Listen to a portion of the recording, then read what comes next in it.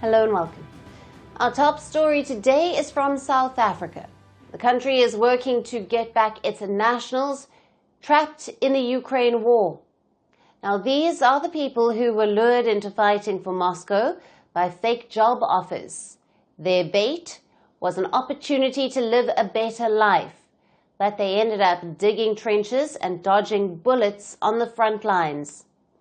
And now, to repatriate them, President Cyril Ramaphosa dialed Russian President Vladimir Putin. The two discussed the return of South Africans scammed into joining the war that was never theirs to fight. Here is a part of the statement that the South African Presidency had put out after the call. President Ramaphosa and President Putin pledged their support to the process of returning South Africans fighting alongside Russian forces in Ukraine. In this regard, teams from both sides will continue their engagements towards the finalization of this process.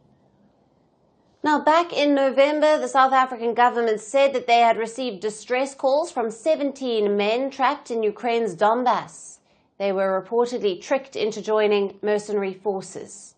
One of the biggest allegations was made against the daughter of South Africa's former president, Jacob Zuma.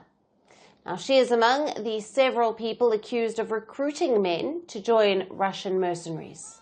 They were fooled to fight in a war that's in a European, barbaric, terrible war that Africa has nothing to do with. And it's a colonial war, so seeing Africans fighting a colonial war against a free country is especially insane. And by the way, if it's true that some of South African politicians were involved, then it makes the whole situation even more precarious. Last year, South Africa warned its citizens not to fall for recruitment scams. Now, these were being popularized by multiple social media influencers. Their campaigns promised young women jobs in Russia and a luxurious lifestyle. But where did they actually end up? In drone factories, right in the epicenter of the fighting, with no protection and no escape. And this is it's not just about South Africa. Now, back in November, Ukraine's foreign minister said that over 1,400 people from 36 African nations were dragged into the Russia-Ukraine war. Reports show that just like South Africans, Kenyans too were deceived into signing up for high-paying jobs in Russia. Some of them reportedly ended up dying on the battlefield or suffering from serious wounds. Now, back in December, Kenyan authorities said that around 200 of its nationals had been sent to fight in Ukraine, but reports suggest that this figure is underestimated. Nairobi has condemned the use of Kenyan recruits as cannon fodder. Next month, Kenya's foreign minister will visit Moscow to discuss the release of those trapped in the war.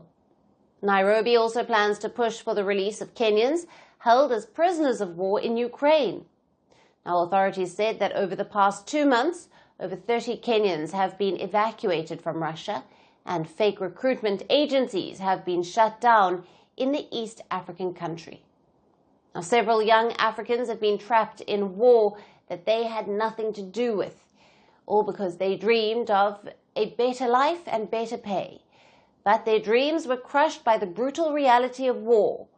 The question remains, will they ever return home? Now, for more on this, we have with us Kani Magabane, who is a political analyst, joining us live from Johannesburg, South Africa. Great to speak to you again, Kani. A very good evening to you and your viewers as well.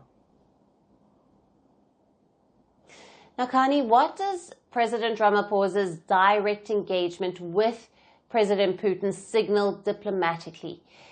Is this a breakthrough moment, or is this simply the beginning of a long negotiation process?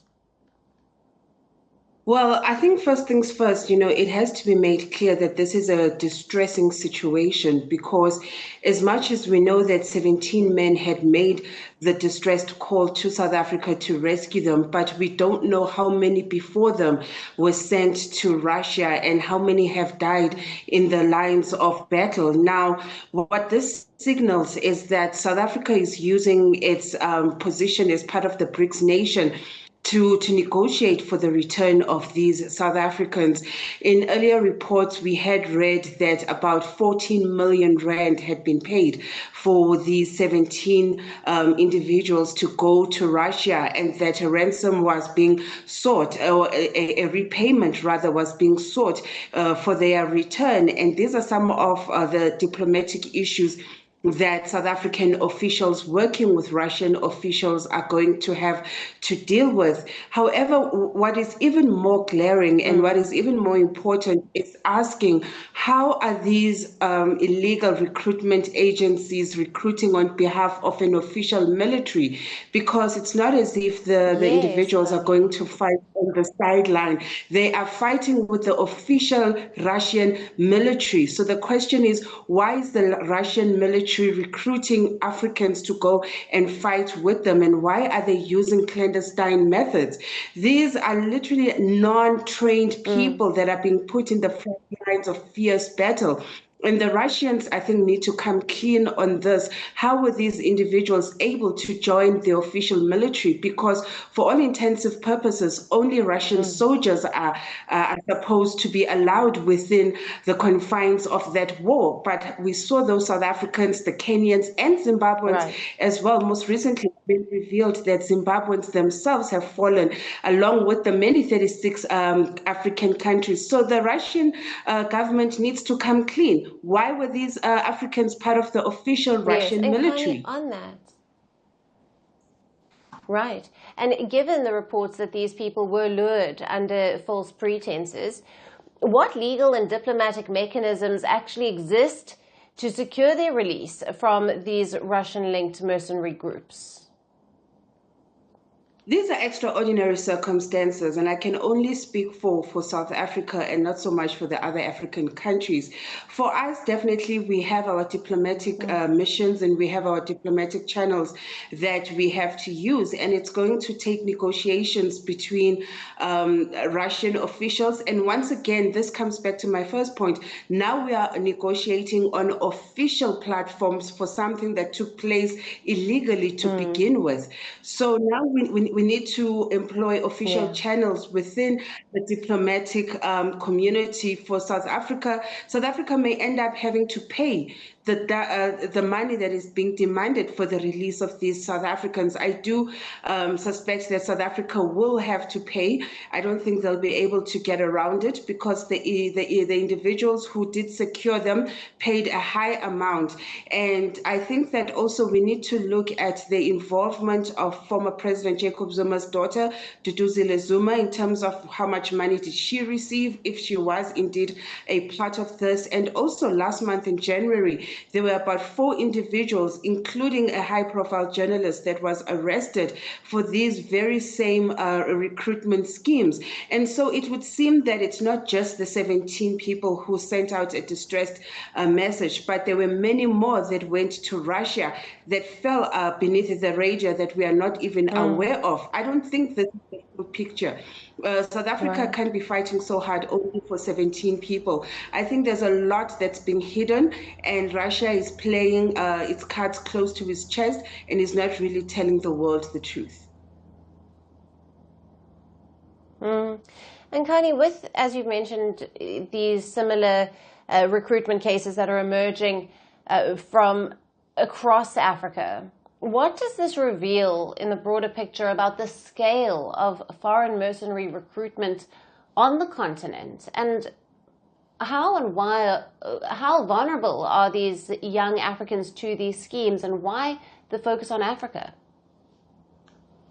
Well, Africa is low-hanging fruit because of the widespread poverty and just how many individuals on the continent are looking for a better life. I'm looking to move to Europe, are looking, to do something better with their lives. And as you mentioned in your intro, most of these fake job recruitments promise a better life. And that is music to many people's ears, including our youth in South Africa. And so on the backdrop of that social vulnerability, it becomes very easy to recruit Africans, because most of the Africans that do respond, they are in desperate need of jobs. They're in desperate need of economic relief. And so it makes sense to go where there's low-hanging fruit. And this is where bodies like the African Union need to come in quite strongly. And this is where we need strong messaging across Africa to say these are fake recruitment scams, because they're not using Russians to recruit. They're using other Africans. They're using people that look like me, that sound like me, that even speak my language. And that makes it easier for me to trust those individuals. But what we don't know is that there's other people working and pulling the strings in the background. So Africa is vulnerable, because of the widespread poverty and just the massive need for economic relief. Absolutely. Kani, as always, great to have you on the show. Thank you. Thank you so much. Power doesn't end quietly. Some deaths are not accidents. They are messages. A gunshot. A crowd. A country frozen. The killer disappears. The questions don't. This is not just about who died. It's about what followed. Governments fell. Armies moved. History rewrote itself. 5 leaders. 5 moments. One pattern. The assassination.